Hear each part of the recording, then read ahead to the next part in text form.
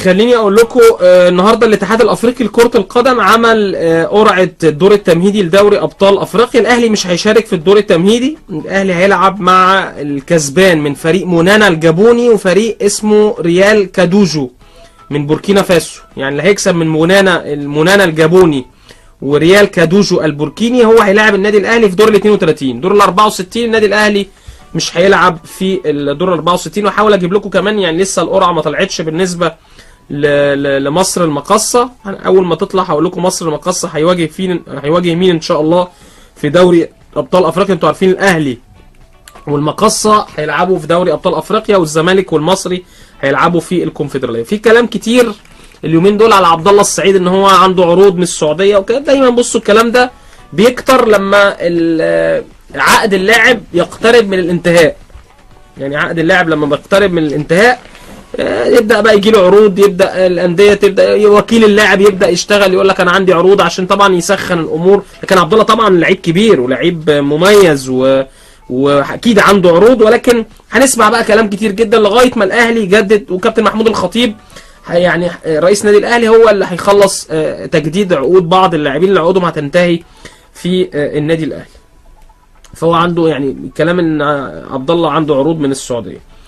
الاهلي بيدور على مساك، الاهلي بيدور، وفي ولد اسمه عبد الله بكري في نادي سموحه، يعني زي ما سمعنا كده عاجب بالكابتن حسام البدري. الاهلي بيدي صالح جمعه فرصه اخيره لنهايه الموسم بسبب عدم التزام صالح في التدريبات والغيابات والاصابات الكتير والحاجات دي كلها. فيعني زي ما عرفنا كده كابتن محمود الخطيب كان قاعد مع كابتن حسام البدري وكابتن محمود الخطيب يعني اتكلم مع كابتن حسام. كابتن حسام طبعا اشتكى من عدم التزام صالح، والموضوع ده يعني يا جماعه انا مش بقول كلام اي كلام، صالح مش ملتزم، وقلنا الكلام ده قبل كده، وانا انتقدت صالح كذا مره عشان مش مجرد ان انا انتقد صالح وخلاص، لا انا عايز صالح يبقى كويس، ان صالح عنده امكانيات كبيره ولكن هو مش مركز للاسف. فكابتن محمود الخطيب اتكلم مع كابتن حسام قال له يعني اقرص عليه شويه واديله فرصه. وكابتن حسام بصراحه الراجل عمال يديله فرص كتيره. الماتش اللي فات صالح اتطرد. الاهلي في شهر مارس القادم هيختار الراعي الجديد. الاهلي عنده مشكله دلوقتي في عنده 4 لعيبه اجانب، عنده علي معلول وعنده باكا وعنده جونيور اجاي ووليد ازارو، لازم 3 بس في الملعب يبقوا موجودين اجانب. فالاهلي عايز يعني يلعب علي معلول بعد ما هيخف من اصابته، ولكن كده لازم يعني قعد حد. هو طبعا كابتن حسام بدري بيعتمد على جونيور اجاي ووليد ازارو بشكل اساسي. فهل بقى هيلاعب باكا ولا هيبدا يرجع علي معلول؟ اعتقد يعني علي معلول برضه هم زعلانين منه شويه في النادي الاهلي عشان موضوع اصابته، ان هو لعب وهو مصاب في تونس والكلام ده. محمد الشناوي حارس مرمى النادي الاهلي بيواصل التاهيل والعلاج الطبيعي عشان يحاول يلحق ماتش طنطا، ولكن احتمال كبير ان احمد عادل عبد المنعم هو اللي يلعب المباراه القادمه. احمد عادل عبد المنعم هيحرس مرمى النادي الاهلي بشكل كبير في مباراه طنطا. محمد الشناوي بيحاول يجهز نفسه وشغال علاج طبيعي وتاهيل وتدريبات وكده، ولكن كان عنده يعني مزق في عضله الضمه.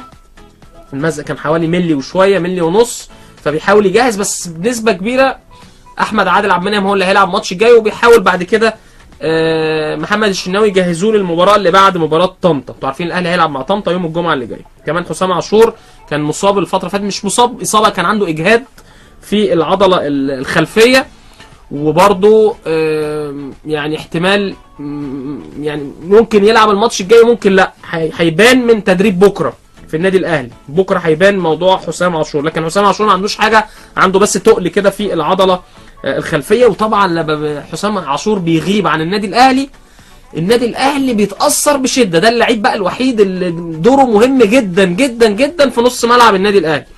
دايما نشوف حسام عاشور يغيب تلاقي الاهلي بيخسر، الاهلي يخش فيه جوال. حسام عاشور من افضل اللعيبه في النادي الاهلي اللي بيلعب في الهاف ديفندر، راجل بقى ثابت حافظ مكانه، بيبقى حائط صد في نص الملعب قبل خط الدفاع، يعني لعيب بصوا حرفي صنايعي في نص الملعب. يعني انا بتفرج على الماتشات وبشوف لما حسام عاشور بيغيب لا الاهلي بيتاثر. الاهلي بيحرك دعوه قضائيه لبطلان غرامه ال 134 مليون جنيه اللي هم بتوع شركه مسك.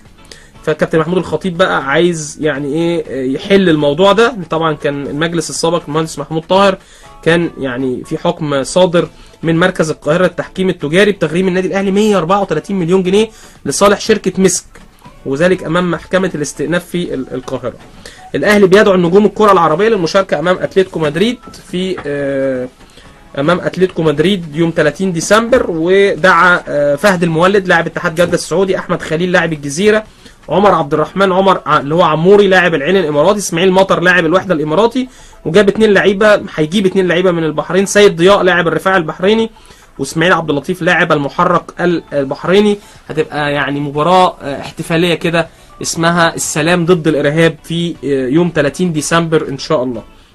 المكتب التنفيذي النادي الاهلي هيعقد اجتماعه الاول النهارده، وهيناقش ملفات مهمه.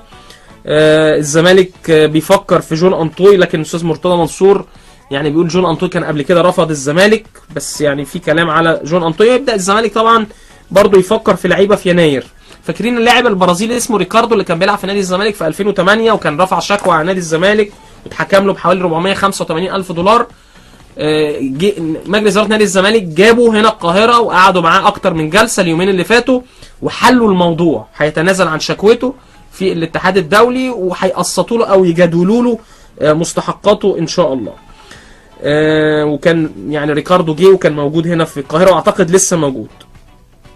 نيبوشا بيضم 22 لعيب لمواجهه الاسماعيلي، اختار احمد الشناوي وعمر صلاح، محمد مجدي، محمود حمدي الونش، علي جابر، يوسف اوباما، مؤيد العجان، احمد مجدي، محمود علاء، طارق حامد، دونجا، معروف يوسف، محمد الشامي، محمد اشرف، محمد رمضان، محمد ابراهيم، احمد مدبولي، عبد الله جمعه، كاسونجو، اتشيمبونج، وصلاح عاشور وسيسي. دول موجودين في معسكر مع نادي الزمالك عشان ماتش بكره امام النادي الاسماعيلي. فاصل سريع ونسمع اذان العصر وبعدين نستقبل كابتن سامي شيشيني ونتكلم على لقاءات النهارده في بطوله الدوري. وما نرجع كمان من الفاصل هقول لكم قرعه الزمالك هيلعب مع مين في الكونفدراليه، المصري هيلعب مع مين، ومصر المقصه في دور ال 64 هيشارك في دوري ابطال افريقيا هيلعب مع مين